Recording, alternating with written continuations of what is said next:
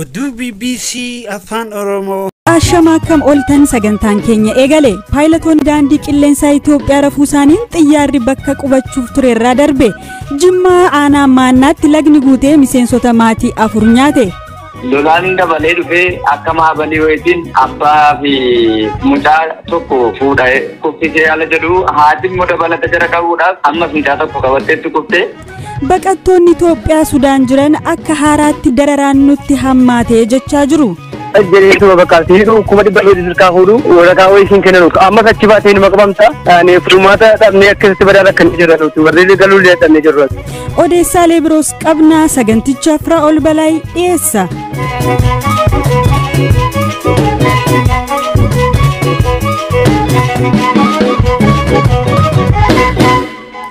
Xiyyaarri daandii qilleensaa Itoophiyaa Sudaan irraa ka'ee gara Finfinnee balali'aa ture paayilatoota hirribni waan qabeef xiyyaarichi bakka qubachuuf turerra darbee jedhamuun dubbii ijoo ta'e gabaasa kana dursee kan baase The Aviation Herald akka jedhetti paayilatoonni xiyyaara Itoophiyaa gaafa wiixata hagayya 15 2022 magaalaa Kaartum irraa ka'ee Finfinnee qubachuuf turerra turan lama hirribni waan qabeef buufata xiyyaaraa Boolee qubachuudhaaf ol fageenya irra turan irraa gadi bu'aa hin turre jedhe daandiin qilleensaa Itoophiyaas dhimma kanarratti deebii kenneera. Hirphaa Gammachuu. Xayyaarri Boeing 737-800 lakkoofsi balalee ET 343 ta'e Kaartum irraa gara Finfinneetti ol fageenya kiiloomeetira 11.3 irratti balali'aa ture. Xayyaarichi ol fageenya irra turerraa akka gadi bu'aa dhufuuf itti himuudhaaf carraaqqiin hojjettoonni tiraafikaa daandii qilleensaa buufata xiyyaara idil-addunyaa Boolee jiran taasisan hin milkoofne jedheera. The Aviation Herald. Daandiin qilleensaa Itoophiyaa gama isaatiin ibsa baaseen akka jedhetti guyyaa wanti kun mudatetti kominikeeshiniin paayilotootaa fi hojjettoota tiraafikaa daandii qilleensaa to'atan gidduu addaan citee akka ture mirkaneeffatee kanaaf immoo ka'umsi maal akka ta'e qorachaan jira jedheera. Dabaluunis sababii maaliin kominikeeshiniin akka addaan cite waan jedhe qabaachuu baatus qorannoon jalqabe hanga xumuramutti hojjettoonni waan uumame kana keessaa qooda qaban hojiirraa akka dhorkaman ibseera. Paayiletoonni to'attoota tiraafikaa daandii qilleensaatiif deebii hin kennine kunneen sirna balalii xiyyaarichaa irraa sagaleen akeekachiisaa akka isaan bakka qubatan qaqqaban agarsiisuu isaatiin isaan dammaqsee jedhameera. Awutooppaayilet bu'uura ajaja dursee kennamuufiin xiyyaarri ol fageenya saffisaa fi toorarra balali'u sirnaan eeggatee bakka qubatu sirna taasisuudha. Haa ta'u malee sirni kun bakka qubatu yeroo qaqqabutti sirnicha ofiidhuma isaatiin dhaabuun sagalee akeekachiisaa akka dhageessisu The Aviation Herald ibseera. Flight Radar 24 ilaaluudhaan hubachuun akka danda'amutti yoo xiqqaate guyyoota 7 darban keessa daandiin qilleensaa Itoophiyaa Kaartum irraa gara Finfinneetti guyyaa guyyaadhaan kan balali'u yoo ta'u balaliin kun ammoo yeroo inni fudhatu sa'aatii 1:25 hanga sa'aatii 1:30 ta'a. Haa ta'u malee hagayya 15 bara 2022tti xayyaarri Kaartum irraa gara Finfinneetti balali'e kan qubate balalii sa'aatii 1:49 boodadha. Kunis daqiiqaa 20 boodatti hafee qubatee jechuudha. Gabaasni kun hordofee xiinxalaan aviyeeshinii beekamaa Alex Macheras dabalatee namoonni baay'een waan mudate kana dhiibbaa hojii paayilotota irra jiru wajjiniin wal qabsiisaniiru.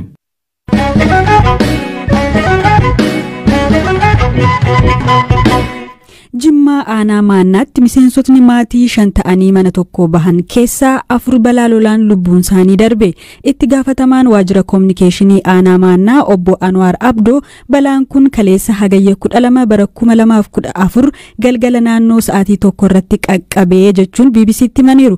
Kun akkamiin tahee jechuun waayilli koo Habtaamuu Xibabuu itti gaafatamaa kana dubbiseera. Bishaan kun miilaan keessa ce'ama ture. Bishaan xiqqoodha. Silaa dhumtisaa. Amma maatii keessa mucaa tokko achi ceesisee ga'e abbaan haadha manaa isaatiif daa'imman hafan lamaan fuuchuudhaaf deebi'e. Gaafa kana lolaan rooba gara tabba gaaraarraa bakka santammaa jedhamurra rooba immoo jira.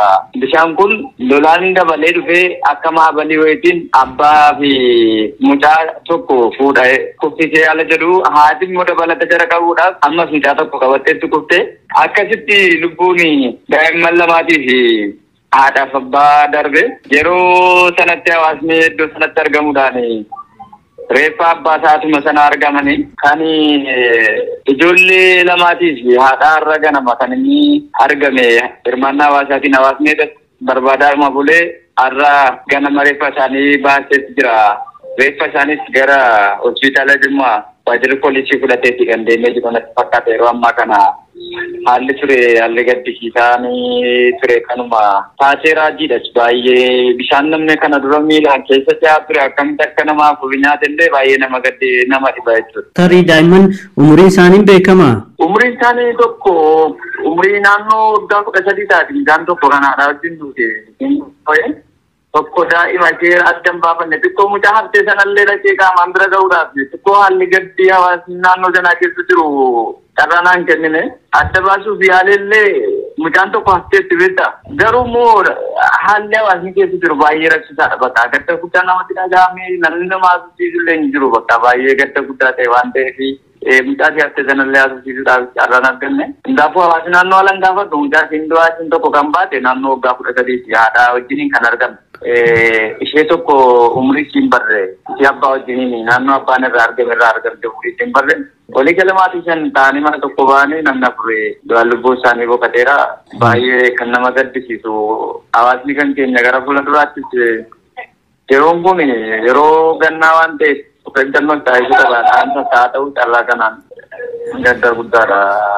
Gadda keessummeessine akka aanaatti baay'ee nutti dhaga'ame wanti jedhanillee nama harkaa badaawwata.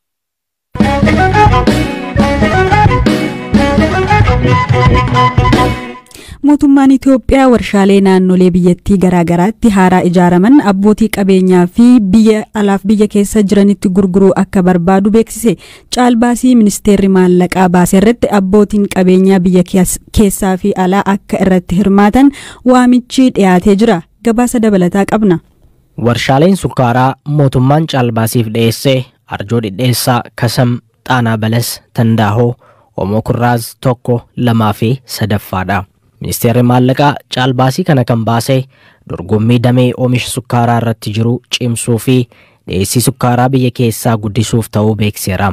Ministeerichi akka ibsetti Itoophiyaan fedhii biyya keessaa guutuuf biyyoota alaarraa sukkaara galchiti.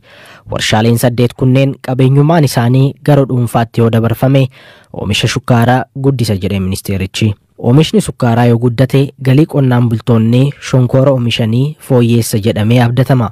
Kana malees dhaabbileen biyya keessaa fi alaa oomisha sukkaaraa irratti hirmaachuun sharafa maallaqa biyya alaa akka argamsiisu ministeerri maallaqaa himeera. Iddoowwan warshaaleen haaraa ijaaraman kunneen iddoowwan oomisha shonkooraaf mijatoo fi bu'uuraaleen misoomaa guutamuufi ibse. Waggaa 4 dura paartiin biyya bulchaa jiru warshaalee sukkaaraa mootummaa harka jiranii fi ijaarsa irra turan guutummaatti yookaan gartokkeen gara abbootii qabeenyaa dhuunfaatti akka dabarsuun murteessuun isaanii yaadatama.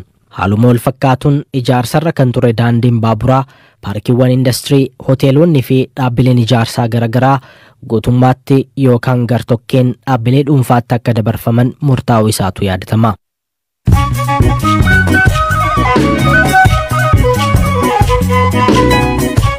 Odeessaalee gaggabaabootan darba hongeen Afrikaa bahaatti mudate hanga yaadameen olii yaaddessaa akka ta'e ministeerri dhimma Afrikaa UK Vicky Ford ibsan. Namoonni miliyoona 7 ol gargaarsa namoomaa atattamaan barbaadu kan jedhan aanga'aan kun hongeen kun kan yaadameen olii jechuun himan.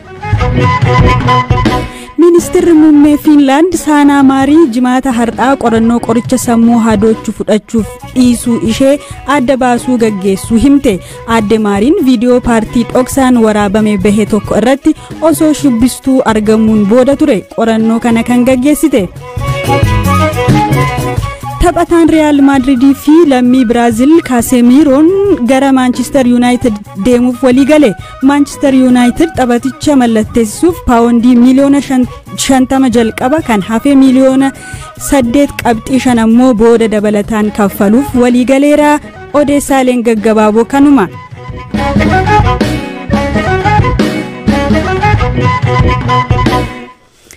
Odeessaa dhumaarra geenyeerra dorgommiin kubbaa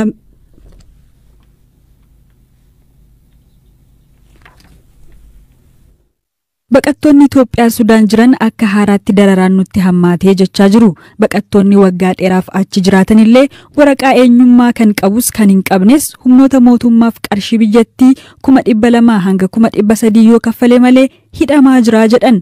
Kana malees dhaabbatni baqattoota addunyaa UNHCR abdii biyya sadaffaa deemtu jedhuun mooraa tokko gara biraatti nu geessee achi bahuus ta'e hojjechuu hin dandeenye jechuun baqataan BBC'n dubbisee milkeessa muummee dubbata. Rakkoon keenyaa kanaan dura mooraa eebbisisaa Kinnaar Suuqii bakka jedhamu ture achirraa fuudhanii nama mooraa eebbisisaa hundarguur nu fidanii hundarguur kana gaafa rattanii rakkoo geessanitti ni hiikamaa hundarguur kana yeroo gaafa fudhatanii hormaata biyya sadaffaa biyya sadii gidduutti qoona jedhamee fidanii amma kun ammoo waggaa sagalii kan gargaarsa tokko nu jedhaa jiranii mooraa kana keessaa ba'anii hojjechuuf immoo waraqaa barbaadaa waraqaa isaan nu kennanii jiran kana mooraa eebbisisaa keessaa hin bahinaa jedhee irratti barraa'ee jira. Karatti deemnee hojjennu qabu mooraa kana keessa hojiin hin jiru. Gargaarsas nu godhaan jiranii baay'ee rakkoo guddaa keessa jirra. Hubanna kanaanis wal qabatee kun darratti mana keenya yookaan mana nurratti jijjiirtee kun darrata keessa jirra. Ijoollee keenya obolaa keenya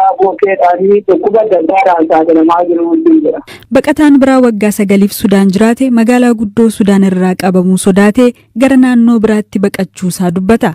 Rakkoo jiru amma ani kartumii nan ture kartumii irraayyuu qabaa waan jabaateef baqadheetan gara amma Shimaaliyaa deemee jira ofii kootee jechuudha. Ijoollee hedduminaan gara nama 100,000 utuu miidhaa keessa jira amma. Waraqaalee waraqaa eenyummaa tokko isiin kennu jedheetuma bakka siidhu 100,000 dirqaa fuudhu waraqaa wayii isiin kennu ammas achi baatee numa qabamta.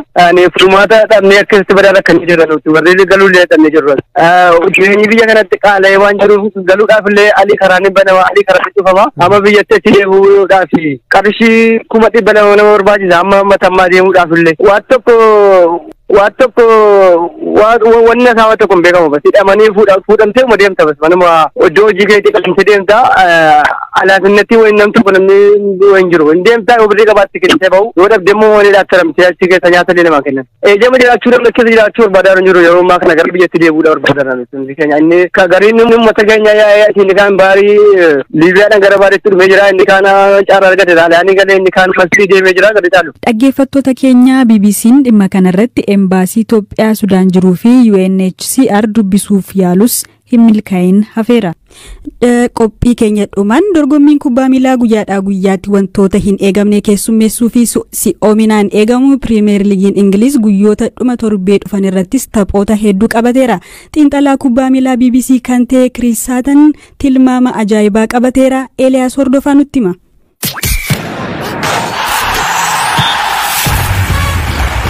Addunyaa kanarra wanni tokkollee mirkana jechuu hin dandeenyu ta'a. Xiinxalaa kubbaa miilaa BBC kan ta'e Chris Sutton garuu taphoota Premier League kurnan keessaa waa'ee isa tokko waan mirkana taheen isinitti hima jedha.